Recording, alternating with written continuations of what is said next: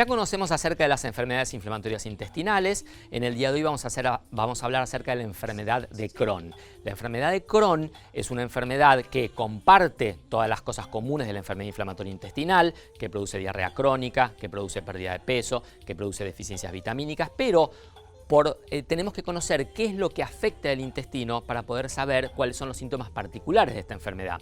La enfermedad de Crohn tiene las características que afecta todo el tubo digestivo, desde la boca hasta el ano.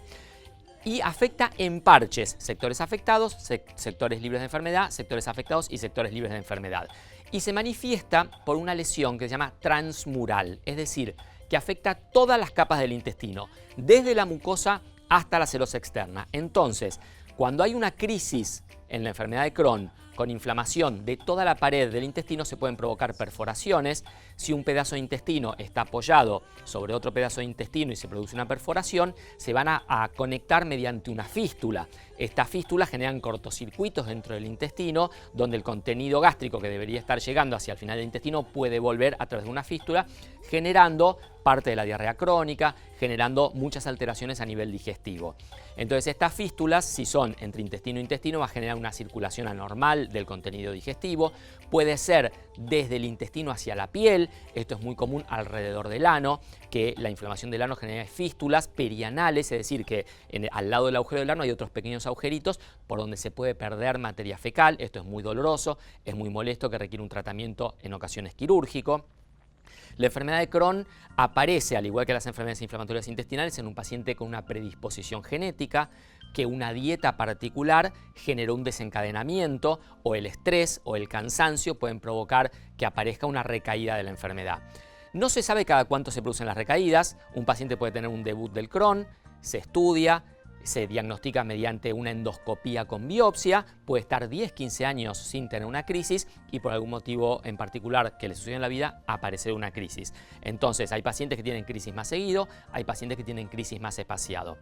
Dentro del tratamiento de la enfermedad autoinmune, de las enfermedades inflamatorias intestinales, que son enfermedades autoinmunes, se utilizan los corticoides. Los corticoides disminuyen las defensas y de esa manera disminuyen la inmunidad, la autoinmunidad que el paciente está haciendo contra su propio cuerpo. El problema de los corticoides es que tienen muchos efectos adversos, disminuyen mucho las defensas. Entonces pacientes con enfermedad de Crohn tomando corticoides pueden hacer infecciones graves, alteran la osificación de los huesos, alteran los sistemas hormonales, por lo cual esta droga, que fue la droga principal en el tratamiento de las enfermedades inflamatorias intestinales durante muchísimos años, afortunadamente está dejando de usarse. Existe un medicamento derivado de la aspirina. La aspirina es un desinflamatorio, entonces la 5-asa es un derivado de la aspirina que, usado vía anal, por vía enemas, tiene la capacidad de desinflamar el intestino. En los casos más severos, durante muchísimos años se utilizó la quimioterapia, distintos quimioterápicos que disminuyen las defensas, disminuyen la actividad de los anticuerpos y de los linfocitos, y de esa manera pueden prevenir que se produzca una recaída. Pero como verás, una quimioterapia es un medicamento con muchos efectos adversos, que también genera inmunosupresión y de esa manera predispone a los pacientes a infecciones muy severas.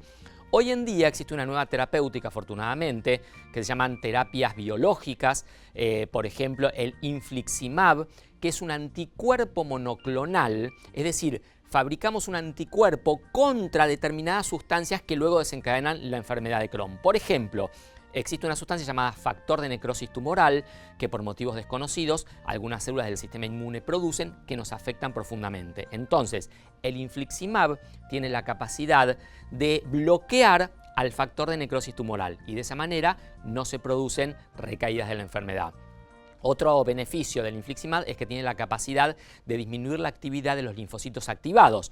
Por motivos desconocidos, algunos linfocitos que deberían estar luchando contra los virus pueden lesionar nuestro intestino. Entonces el infliximab tiene la capacidad de frenar estos linfocitos activados.